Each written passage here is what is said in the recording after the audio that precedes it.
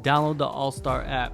Make your picks for UFC fights, challenge your friends, level up and win prizes. Link in description. Get it now. All right, so Khabib, well, the UFC recently released footage, right, of Khabib's fight against Conor McGregor, one of the biggest fights in UFC history, right? The magnitude of that fight was crazy. The level of fighters that they were at that time was it was top of the top, cream of the crop, like they say. And the video, right? It's mostly Khabib uh, saying very very bad things to Conor and even spitting on Conor McGregor, right? Just spitting on him. And then if you remember the fight after all that happened, there was a brawl, right? Habib jumped Massive. over the cage, did a double dragon kick to Dylan Dylan Dennis, Dennis. and then chaos Yeah. ensued, right? Right. But what do you think of this? Them releasing like all this inside stuff. Yeah, I'm not sure what the timing, like what justified the timing of releasing this was, whether it was leaked or not, or like or what, right? Because it's like I get it, if is it's like I don't get what the angle is. Like, are they trying to do like some kind of smear campaign on Habib? Are they trying to hype up Connor in some way? Keep both people relevant in some shape or form. So like they're kind of back up, to top of mind for people. I don't know what they're going with this. Maybe I don't see it as big of a deal as other people do. It's like, because I mean, Connor was talking so much crap like during like press releases, press conferences and stuff, right? Trying to hype up the fight. He's doing what he's doing, and so it's like, why would you expect a top tier fighter to just take it? It's like, yeah, he'll dish some back, especially after he just got the submission victory. Like, of course he's feeling some kind of way. So like, it's not surprising that certain words like that would come out of his mouth, but like, I'm not sure. I'm like it is cool to kind of see, I think, a display of emotion out of him, out of Khabib, I mean. But yeah, it's like it sort of strikes me as I'm not overly surprised. It's like maybe I wouldn't necessarily expect it, but it's like, oh, okay, that happened, and that's okay. Yeah, when they release this stuff, it's always good. Cause like even with other sports, other sports when they release like documentaries and like behind the scenes footage, Right. I always watch it because it's you get a little bit a better understanding Right. of like what exactly happened Makes and sense. how it happened. You get a little bit more nuance. Exactly. Okay. And before this, all we remember is the fight and the lead up to the fight. So in the lead up to the fight, it was a big fight, but Connor made it into a massive fight. I thought Connor was the one, because Habib is more reserved, Yeah. doesn't really. But he was talking shit though, like back and forth a little bit Yeah, it's with like, I'm gonna Connor. smash your boy. Like, yeah, Yeah, like, yeah, he was doing his thing, and that's how he kind of like created this type of character for himself, right? And his following was already massive, but I think that fight just took it over the edge because Connor was already massive, right? yeah, yeah. And it was like, yeah, arch enemies, Right. and he talked about, I think, his family, his religion, things that are very sacred Yeah, to in that people. part of the world, you don't Yeah. go after people's We've been families. around a lot of the like Yeah. Dagestanis and Russians and the Right, they will Chechens. stick together. They Yeah. all stick together, and like these dudes, they live by different rules. Like they don't have the banter, Right. like the type of banter like That's true. they don't. Yeah. I wonder if, well, I've met a few, but they're not from like Dagestan or Right. like Russia. Well, Russia maybe. Yeah. But like their banter is completely. It's not Yeah. the same. Like Right, like the type of stuff even some of my close friends here, like that work at the gym, would say to me, that's like off limits for them. oh, Probably. for sure. Like Yeah. the like yeah, we go far. Yeah. We go really far and too far, a lot of times. This But is that's true. just between us. Yeah, yeah, and there is a mutual understanding Yeah. that there is no harmful thing. Like, we're not, what is it like? Maybe it's something about our value system or whatever that allows this, so it's okay. Like, there's no hard feelings in that sense, but that's like kind of been accepted or communicated or something. Yo, it's like it's so funny because like some people can't handle it. It's true. Some people can't handle it, and they take it different. Like It's they true. don't take it the same way. And even though they're from America or like the UK or Australia or wherever, Yeah. they kind of like they're like, do these people hate me? That's true.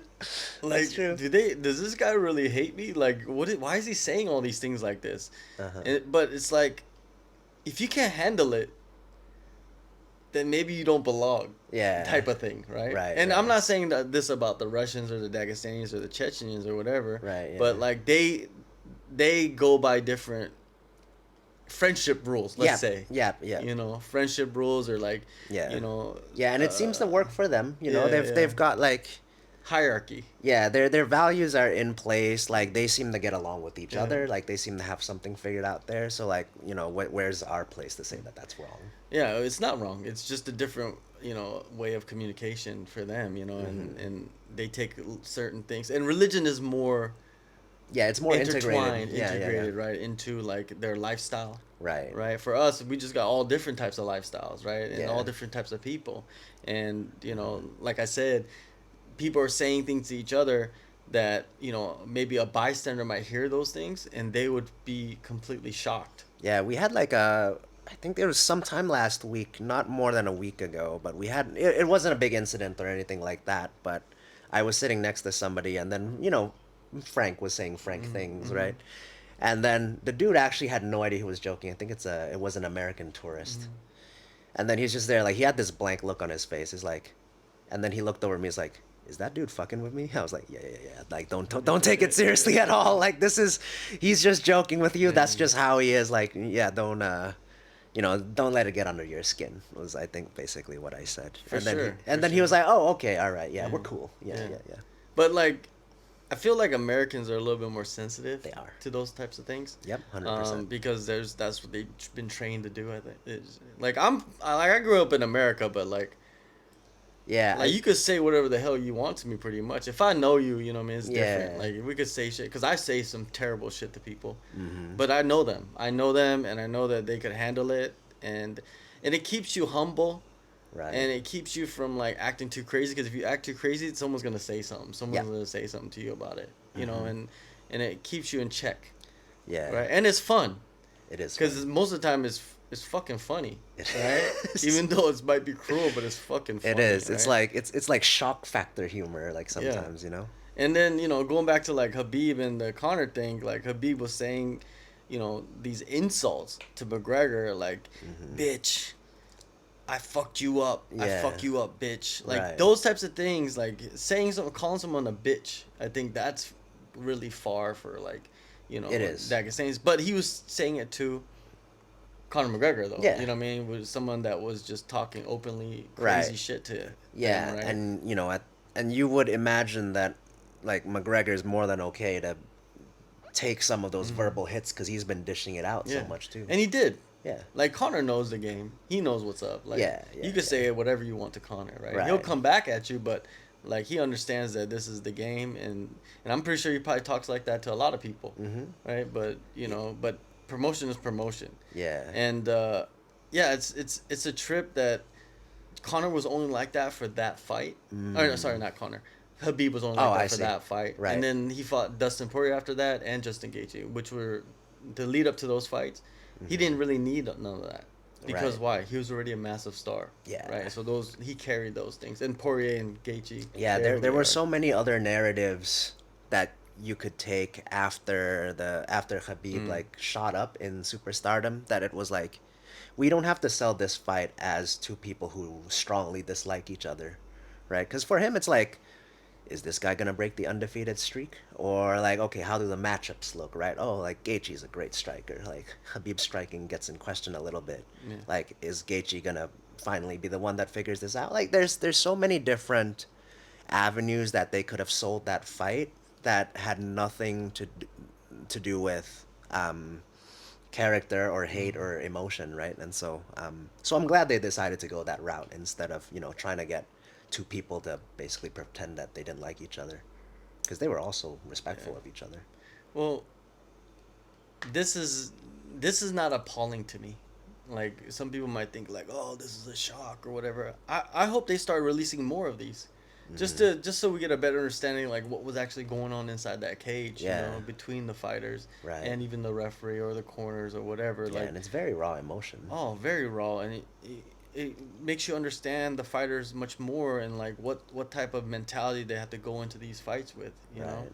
And you know, McGregor, he's a businessman, he's a fighter, and he believes in himself. I bet you 1,000% even right now. Absolutely. But like he understands the game too. He understands you lose and you win, Right. but you're gonna make tons of money for him, especially. Absolutely. You know, while doing it, and that's what it's about, right? Because Mm-hmm. he knows like, you know, fighting can't be forever. Right. And yeah, man, and he's sitting on his fucking Lamborghini yacht, so. Yeah, he's got the empire stuff figured out. It Oh, looks like. for sure, for sure. So like, don't feel sorry for Conor. Don't feel sorry for him. He doesn't need it. He Yeah. doesn't. He just bought. I think he bought BKFC recently. Yep. So now he's pumping that. I think he's gonna make that huge. I think BKFC is gonna become huge now because of Conor. Yeah, because he can push it through the media Oh, company that he's got, right? He just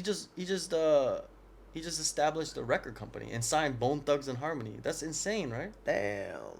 Wow. Well done, Connor. Yeah, but Bone Thugs and Harmony is like from 15, 20 years ago, though. That's all right. He's got to start Yeah, somewhere. exactly, right. Maybe he gets the back catalog. I think that's where he's gotta like to compete against, because it's an industry. I would imagine that like the barrier to entry is super high. Yeah. You know, especially if you're a newcomer, you're not gonna get like the. Right now, the music industry is kind of weird. Oh. You know, because like a lot of people are selling their masters and like for like 10 years or 5 years for like lump sums and stuff like that. So Interesting. like a lot of things is up for sale. Oh. Like albums are up for sale. Huh. Like yeah, it's crazy. Like that's why Snoop Dogg, he recently bought Death Row Records Oh. because it became for sale. Interesting. So he bought Death Row Records. That's crazy how like Death Row Records like pushed him out, and then 20 something years later he actually owns it now. Why is that? Are they trying to cash in on it before Yes. like AI content just makes everything? No, fucking, it's just like confusing, or- artists. Okay. They're just selling it. Okay. You know, it I didn't see. really happen. Well, you know, Michael Jackson owns the Beatles masters. So whenever you play Beatles or anything Beatles, Michael Jackson owns all of that. So like he So makes the money. Oh, I see. Now his family makes money, right? Right, So right, it's like right. pretty much his whole family forever makes money off Beatles. What an interesting like business Yeah. concept. One of my friends, he gets like emails of like things for sale, like websites for sale, Yep. albums for sale, like masters for sale, like stuff like that. So sometimes he'll tell me like, "Yo, this is for sale, man. It's crazy. Like I don't understand how that became free for sale." And it's like, man, people need money. So, anyways, we're getting off track.